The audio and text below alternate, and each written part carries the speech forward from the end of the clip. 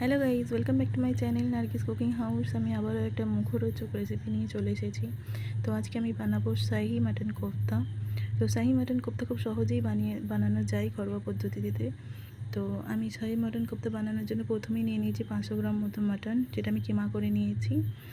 আর এরপর দিয়ে দিচ্ছি আমি এতে পেঁয়াজটা আমি মিক্সিতে বেটে নিয়েছি। আর দিয়ে দিচ্ছি একটা পেস্ট, যেটা আমি দিয়েছি ধনেপাতা, টমেটো আর কাঁচা লঙ্কা। এটাও আমি মিক্সিতে পেস্ট করে নিয়েছি।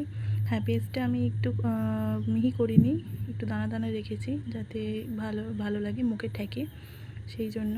আর তো তারপর আমি এতে দিয়ে দিচ্ছি আদা রসুনের পেস্ট, দিয়ে দিচ্ছি লঙ্কা গুঁড়ো অল্প, আর দিয়ে দিচ্ছি 1 চামচ মতো হলুদ গুঁড়ো, আর 1.5 চামচ মতো ধনে জিরে গুঁড়ো। তো এরপর আমি এগুলোকে ভালো করে মিক্স করে নিচ্ছি, হাতে করে ভালো করে মেখে নেব। মেখে নেওয়ার পর আমি এতে দিয়ে দিচ্ছি 1/2 চামচ মতো গোলমরিচ গুঁড়ো আর 1/2 চামচ মতো শাহি গরম মশলা। এরপর আমি দিয়ে দেবো এতে বেসন, আর দিয়ে দেবো এতে স্বাদ মতো লবণ, দিয়ে ভালোভাবে এটাকে মিক্স করে নেব। তোমরা দেখে নেবে বেসনটা দিয়ে এটা ঠিকঠাক মাখা যাচ্ছে কি, মানে হাতে দলা পাকানো যাচ্ছে কি, কারণ দলা পাকানো না গেলে ওটা তেলে যখন দেবে ভেঙে যাবে। তো দেখো আমি এতে ভালোভাবে মেখে নিয়েছি। আর মেখে নেওয়ার পর এতে আমি দিয়ে দিচ্ছি সর্ষের তেল। তো সর্ষের তেল দেওয়ার পর আমি ভালোভাবে মেখে নিয়ে এটা কিছুক্ষণ রেস্টে রাখবো। তারপর এটা আমি এই যে হাতে করে দেখতেই পাচ্ছ গোল মতো করে নিচ্ছি, লাড্ডুর মতো।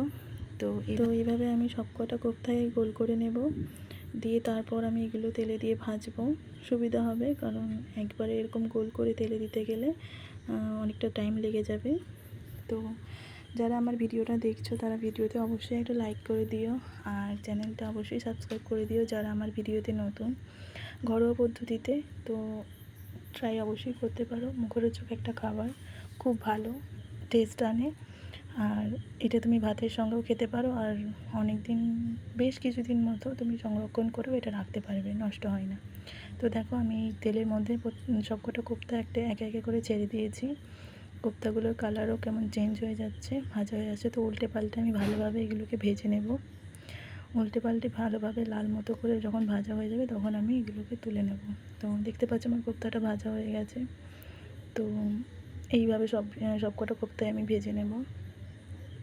তো অবশ্যই ট্রাই করো, আর ভালো লাগলে অবশ্যই ভিডিওটা কমেন্ট করে জানিও কেমন হয়েছে। তো এই দেখো আমার সবকটা কোফতাই ভাজা হয়ে গেছে, কোফতাগুলো কালার খুব সুন্দর হয়েছে। তো এইভাবে তোমরা করতে পারো। Thank you.